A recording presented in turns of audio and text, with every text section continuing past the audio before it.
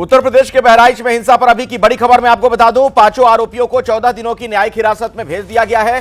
जिला जज के घर पर आरोपियों की पेशी हुई।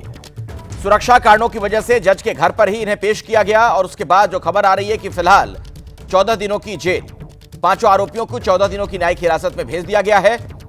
जिला जज के घर पर ही आरोपियों की पेशी की गई थी। सुरक्षा कारणों के मद्देनजर यह फैसला लिया गया। इस पूरे मामले में विस्तार से जानकारी लेंगे मेरे सहयोगी विवेक राय इस वक्त मेरे साथ मौजूद हैं। एसएन सिंह जी प्रवक्ता हैं भारतीय जनता पार्टी के, वो हमारे साथ जुड़ चुके हैं और फराज किदवई साहब समाजवादी पार्टी से हमारे साथ मौजूद हैं। आप सभी का बहुत बहुत स्वागत है। लेकिन पहला सवाल विवेक आपसे ही है, कुछ और अपडेट, कुछ और जानकारी इस मामले में अगर अभी मिल पा रही हो।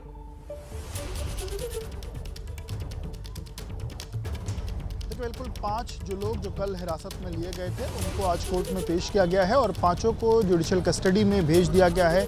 पांचों को जुडिशियल कस्टडी में 14 दिन की जो जुडिशियल कस्टडी है वो दी गई है। और इस वक्त मैं जहां मौजूद हूं, मैं बहराइच का जो घंटाघर एरिया है, वहां की जो शाही मस्जिद है वहां मौजूद हूं। आज जुमे का दिन है और जुमे की नमाज का समय हो चुका है, 1 बज रहा है और सामने इसी मस्जिद में जो जुमे की नमाज है वो होनी है। और उसको लेकर के आज हालांकि पूरे उत्तर प्रदेश में अलर्ट है, पर बहराइच में काफ़ी ज़्यादा अलर्ट देखने को मिल रहा है। जो बहराइच पुलिस है वो कितनी भारी संख्या में यहाँ आपको दिख रही है, आप इस तरफ में देखेंगे तो भारी संख्या में जो बहराइच की पुलिस है वो यहाँ मौजूद है। और डीएम और एसपी खुद यहाँ पर कैंप किए हुए हैं कि यहाँ किसी भी तरीके की स्थितियाँ जो हैं वो न बिगड़े। हमने देखा कि जो रविवार के जो हालात थे और फिर जो सोमवार को जो एक क्रिया की जो एक्शन का जो रिएक्शन हुआ वो कहीं ना कहीं देखने को मिला था। और फिर आज जब जुमे की नमाज पढ़ रही है तो इस दौरान कहीं ना कहीं जो सुरक्षा व्यवस्था है वो चाक चौबंद रहे, इसकी कोशिश की जा रही है। वहीं जो 5 आरोपी थे जिनको आज कोर्ट में पेश किया गया वो 14 दिन की जुडिशियल कस्टडी में चले गए हैं। इसके अलावा जो जहां पर ये घटना हुई थी, मेहसी का जो महाराजगंज का जो क्षेत्र है, वहां पर कुछ जगहों पर लाल निशान लगाने की भी बात निकल के सामने आ रही कि जो जिन जगहों का सही तौर पर या सही नक्शे के तौर पर मकान नहीं बने हैं या चीज़ें हैं, उन पर भी आने वाले दिनों में कार्रवाई कुछ न कुछ देखी जा सकती है। लाल निशान भी उधर लगाए जा रहे हैं। तो ये कई जो है चीज़ें यहाँ पर बहराइच में नजर बनाकर रखिएगा। विवेक आप बहुत बहुत शुक्रिया फिलहाल इस जानकारी के लिए आपका। बहराइच हिंसा के आरोपियों के एनकाउंटर पर राजनीति भी तेज है, विपक्ष ने सरकार पर सवाल खड़े किए हैं। ये घटनाएं जो हो रही हैं वो सरकार की नाकामी की वजह से हो रही हैं। सरकार अपनी नाकामी छिपाने के लिए एनकाउंटर कर रही है। एनकाउंटर, नई परिभाषा में हाफ एनकाउंटर। अगर एनकाउंटर से ही लॉ एंड ऑर्डर बेहतर हो रहा होता तो अभी उत्तर प्रदेश कई आंकड़ों में और प्रदेशों से अच्छा होता। ये एडमिनिस्ट्रेटिव फेलियर था, सरकार का फेलियर था। पुलिस पकड़ती है, ये कोई थोड़ी होता भी गोली कोई पुलिस वाला मारने के लिए थोड़ी मारता। अगर आगे से फायरिंग होगी, आगे से वो नेपाल चले जाते तो पुलिस ने तो उनको रोकना है। इनको जितनी सख्ती से योगी साहब ले रहे हैं उसी सख्ती से लेना चाहिए। पूरी तरीके से सरकार फेल हो चुकी है, कानून व्यवस्था जीरो खत्म हो चुकी है, जीरो टॉलरेंस फर्जीगिरी है। और ये सरकार अपने कमियों को, अपनी गलतियों को छिपाने के लिए लोगों की हत्याएं करा रही है, फर्जी इनकाउंटर करा रही है और फर्जी मुकदमे लगा रही है। कोई पुलिस के ऊपर गोलियों की बौछार करेगा तो पुलिस जो है उसको जो है माला पहनाएगी या फूलों की वर्षा करेगी। पुलिस हमेशा उनको गिरफ्तार करने का, अपराधी प्रवृत्ति के लोगों को गिरफ्तार करने जाती है। वो चाहे मरे, जिंदा या मुर्दा, उनको पकड़ना है। अपराध अगर करना है तो अंदर जमीन के अंदर रहना पड़ेगा या ऊपर जाना पड़ेगा या तो जेल में। सारे बयान आपने सुन लिए, इसी मसले पर हम चर्चा करेंगे। मेरे साथ एसएन सिंह साहब हैं बीजेपी से, फराज किदवई जी समाजवादी पार्टी के वरिष्ठ नेता मेरे साथ मौजूद हैं। पहला सवाल फराज जी आप ही से है। आप एक विद्वान प्रवक्ता हैं, बहुत रिसर्च करके आते हैं मीडिया के कैमरों के सामने। आपके नेता अखिलेश यादव जी ने जो बात कही, उन्होंने कहा कि दरअसल ये सब डराने के लिए किया जा रहा है। तो अगर अपराधियों को डराने के लिए सब किया भी जा रहा है तो इसमें दिक्कत क्या है? अगर अपराधी पुलिस से डर रहा है तब तो अच्छी बात है ये।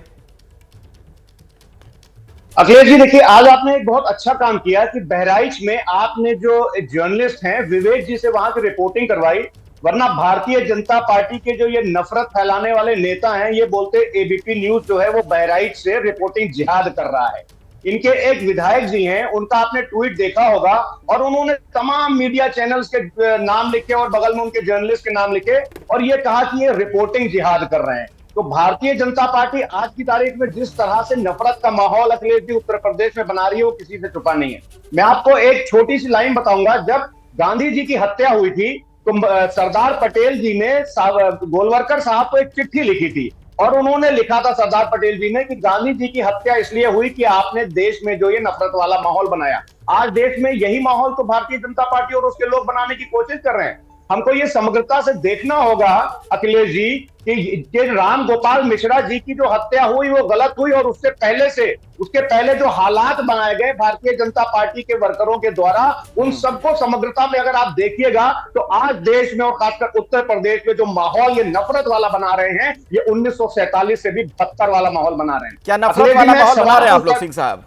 देखिए अखिलेश जी स्वभाव चेंज नहीं होता है और हमें डाउट भी नहीं करना चाहिए समाजवादी पार्टी के, चूंकि सिग्नेचर तो चेंज होगा नहीं, तो सब लोग जानते हैं अपराधी और समाजवादी पार्टी का गहरा रिश्ता है, मजबूत रिश्ता, और वो बना रहेगा। अगर अपराधी जो है विशेष धर्म का है तो और मजबूत हो जाएगा।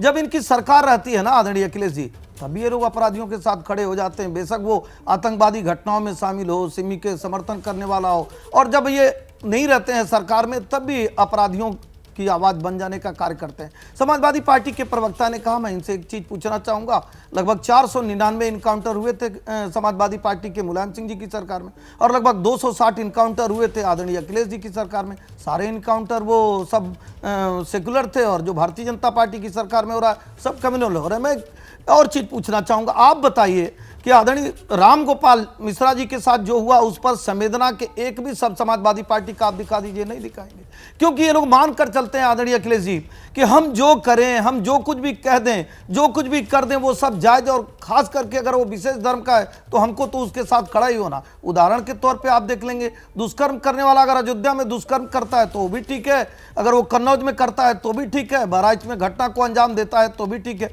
अरे आप बताइए कि एक आदमी आदतन अपराधी हो गया है, जो उसके घर में कोई जाता है तो गोली मार देता है, और पुलिस पकड़ने जाती है तो भी गोली मार देता है। पुलिस वाले तो कहते हुए एबीपी पर अभी दिखाई दिए कि मैं तो आराम से पकड़ के आपको ले चल रहा था, कानून के हवाले कर रहा था, फिर आपने हम पे गोली क्यों चलाई? क्योंकि वो आदत बन गई है। और ये आदत जानते हैं क्यों बनी? क्योंकि समाजवादी पार्टी और कांग्रेस के लोग ऐसे लोगों को एक कवर फायर देते हैं, कवर फायर करके कहते हैं आप ऐसे कार्यों को करिए, हम आपके साथ खड़े होंगे। इस नाते ऐसे फराज साहब क्या कवर फायर आप लोग देते हैं? और उसमें एक चीज और मैं जोड़ दूं, जो ओम प्रकाश राजभर भी बयान दे रहे थे कि अगर अपराधी पुलिस वालों पर गोली चलाएगा तो क्या उसको फूलों की माला पहनाएंगे पुलिस वाले? दो चीजें हैं अखिलेश जी। सबसे पहले तो ओम प्रकाश राजभर जी से यह पूछिए कि उनकी पार्टी की एक महिला नेता की महिला दिवस के दिन निर्मम हत्या हुई, उस पर ओम प्रकाश राजभर जी के मुंह से कुछ निकला? आजादी के इस स्वर्णिम काल के उत्तम प्रदेश में सत्ता पक्ष के नेता की महिला नेता की हत्या हो जाती, उस पर ओम प्रकाश जी कुछ नहीं बोलते हैं। दूसरी बात, इतना अच्छा लॉ एंड ऑर्डर चल रहा है कि एक वकील साहब ने भारतीय जनता पार्टी के विधायक को थप्पड़ रसीद कर दिए करके, लेकिन उस पे उनके घर पे बुलडोजर क्यों नहीं चला? क्योंकि वो ओबीसी समाज का था। इनकी जो जहनियत है, इनकी जो विचारधारा है, ये anti OBC, anti SC, anti ST और एंटी माइनॉरिटी है। अब आप एक देखिए, मैं बहुत इंपॉर्टेंट चीज बता रहा हूं अखिलेश जी आपको। चीफ जस्टिस ऑफ इंडिया ने ये बोला है कि जो न्याय की देवी है उसके हाथ से तलवार हटा ली जाएगी, लेकिन भारतीय जनता पार्टी अपने कार्यकर्ताओं को और भोले भाले बच्चों को हाथ में तलवार दे रहे हैं, लेकिन अपने बच्चों के हाथ में कलम और लैपटॉप देंगे ताकि इनके बच्चे जो हैं अखिलेश जी डॉक्टर और इंजीनियर बने। ठीक है, मैं इसका जवाब लेता हूं सिंह साहब से, लेकिन सुनिए एक मिनट, जरा मैं एक तस्वीर दर्शकों को दिखाना चाह रहा हूं। ये तस्वीर आप देखेंगे, इसमें कुछ आवाजें भी सामने आ रही हैं, वो आप सुनिए क्या कहा जा रहा है। ये एनकाउंटर के बाद का दृश्य वहां का, जो किसी कैमरे में रिकॉर्ड हुआ है, ये वीडियो फुटेज जो हम आपको दिखा रहे हैं। हम लोग भागना चाह रहे थे कि फायर करके निकल जाएंगे। गलती वहां की अपराध करो फिर दूसरी अपराध कर रहे हो। हम लोग गलती नहीं करेंगे, अब कभी गलती नहीं करेंगे। क्यों गोली चला दी है पुलिस के ऊपर? सर हम लोग भागना चाह रहे थे कि फायर करके निकल जाएंगे। गलती वहां की अपराध करो फिर दूसरी अपराध कर रहे हो। हम लोग गलती नहीं करेंगे, अब कभी गलती नहीं करेंगे। क्यों गोली चला दी है पुलिस के ऊपर? सर हम लोग भागना चाह रहे थे कि फायर करके निकल जाएंगे। गलती वहां की अपराध करो फिर दूसरी अपराध कर रहे हो। हम लोग गलती नहीं करेंगे, अब कभी गलती नहीं करेंगे। क्यों गोली चला दी है पुलिस के ऊपर? सर हम लोग भागना चाह रहे थे कि फायर करके निकल जाएंगे। गलती वहां की अपराध करो फिर दूसरी अपराध कर रहे हो। फराज किदवई जी, आप ही के पास एक बार फिर से इसलिए आ रहा हूं क्योंकि आपने सुना इसमें, ये तो खुद ही ये लोग कह रहे हैं कि हम गोली चलाकर भागना चाह रहे थे, तो पुलिस वाले क्या करते फिर? अखिलेश जी, ये तो एक साधारण इंसान है। अगर किसी प्रतिष्ठित आदमी को भी 4 पुलिस वालों के बीच में आप खड़ा कर दिए, पुलिस जो चाहेगी उससे कबूल करवा लेगी। एक देखिए, एक नैरेटिव सेट हो रहा है, एक पैटर्न सेट हो रहा है। अच्छा, मतलब आप ये कह रहे हैं कि दबाव में ये सब बातें हो रही हैं? ये जो शख्स जिसको गोली लगी हुई है, जो बोल रहा है पुलिस वालों से बात कर रहा है, आप ये कह रहे हैं? देखिए अखिलेश जी, ये तो जांच का विषय है। हाँ। और जांच के बाद हो सकता है निकल करके ये आए कि दबाव में ये सब करवाया जाए। सिंह साहब, हाँ। देखिए और दूसरी बात मेरी अखिलेश जी, 2 सवाल है मेरा इनसे। हाँ। मैं इनसे पूछना चाहता हूं, 12 से 17 तक तो भारतीय जनता पार्टी की सरकार नहीं थी, तो उस समय के जो दंगे हुए क्या मान लिया जाए अखिलेश जी कराए थे? उसके पहले की जो मुलायम सिंह जी की सरकार में हुए थे, जो इनकाउंटर हुआ था, वो मान लिया जाए कि आपने कहा था? आपने एक एग्जाम्पल दिया, आपने एक एग्जाम्पल दिया, उसका जवाब सुन लीजिए। भाई राम मनोहर लोहिया जी को, जेपी को आपको मानना चाहिए, आप मान रहे हैं क्या? जेपी का आंदोलन ही खड़ा था कांग्रेस के विरोध में, और उसी कांग्रेस के गोद में जाकर बैठे हैं। तीसरी बात मैं कहूंगा, आपने ही सवाल किया था, आपने ही सवाल किया था, इसलिए जवाब देना। तीसरी बात मैं कहूंगा कि आदरणीय अखिलेश जी, अगर प्रवक्ता समाजवादी पार्टी का हो और खास करके मुस्लिम धर्म का हो, और समाजवादी पार्टी का प्रवक्ता हो, तो ये मान लीजिए कि सैकड़ों लोग सवाल पूछेंगे तो वही कहेगा। आपने कहा विद्वान, अभी विद्वान की हालत देखिए, क्या विद्वान इसमें कहां से धर्म आप ले आए सिंह साहब? प्रवक्ता के धर्म पर भी आप सवाल खड़े कर रहे हैं। मैं कहां खड़ा कर रहा हूं? मैं कहां खड़ा कर रहा हूं? मैं तो अपने मित्र को कहा, एक बार भी नहीं कहे कि वो गलत किया है, अरे पुलिस अच्छा कार्य कर रही है। मतलब इनके समय में जो इनकाउंटर हो वो सब सेकुलर है, और भारतीय जनता पार्टी के समय में जो इनकाउंटर है वो कम्युनल। चौथी बात मैं कहूंगा अखिलेश जी, चुनौती देते हुए कहता हूं, सवाल तो ये लगभग 7 वर्ष से उठा रहे हैं। आप पूछिए समाजवादी पार्टी का कोई व्यक्ति कोर्ट में गया क्या? कोई सबूत लेकर गया क्या? इसमें भी अगर आपके पास कोई सबूत हो तो आप हाई कोर्ट, सुप्रीम कोर्ट, सारे दरवाजे खुले, आप जाइए। ठीक है, फराज सही है, अखिलेश जी, बीजेपी के जो प्रवक्ता हैं और बीजेपी के जो नेता हैं, उसमें हर चीज में धर्म नजर आ जाता है। अभी जर्नलिस्ट भी धर्म नजर आ गया। अब सुनिए, अब इन्होंने दंगों की बात करी, आपने शुरू किया, हमने तो किया नहीं। अरे एहसन सिंह साहब सुनिए, सुन लीजिए सिंह साहब, सुन लीजिए। हाँ, फराज किदवई जी बोलिए जल्दी से। मैं तो अखिलेश जी समय का अभाव है थोड़ा, सिंह साहब सुनने, उनको बोलने लीजिए। फराज जी, हाँ। अभी इन्होंने सपा कार्यकाल में कुछ दंगों की बात करी। अरे साहब, विक्रम सैनी जी को जानते हैं एहसन सिंह साहब? आप विक्रम सैनी आपके विधायक थे, एंड ही वाज कन्विक्टेड इन मुजफ्फरनगर में। तो आप इसका मतलब क्या हुआ कि अगर माननीय न्यायालय ने विधायक को सजा दी थी तो दंगे होने चाहिए। पारदर्शी सरकार होती है, ईमानदार सरकार होती है, ये जवाबदेह सरकार होती है, जनता की सरकार होती है, आपकी तरह नहीं। अगर आपके समय में आज ये दंगा हुआ होता, आपके समय में महाराज कांड हुआ होता, तो मुजफ्फरनगर के कांड की तरह जहाज में बुला के ले आते, उसको चाय पिलाते, प्रोटेक्शन देते, संरक्षण देते और कहते जाओ तुमको हम माननी बना देंगे। क्या माननी बनाने का कार्य नहीं किया जाता? आपको याद होगा मुख्यमंत्री थे, हुए 5 दिन तक धारा 144 लगी थी। ठीक है सिंह साहब, फराज किदवई जी, मैं माफी चाहूंगा, बहस और लंबी हो सकती थी, मेरे पास समय नहीं है। बहुत बहुत शुक्रिया फिलहाल आप दोनों का हमारे साथ इस चर्चा में हिस्सा लेने के लिए।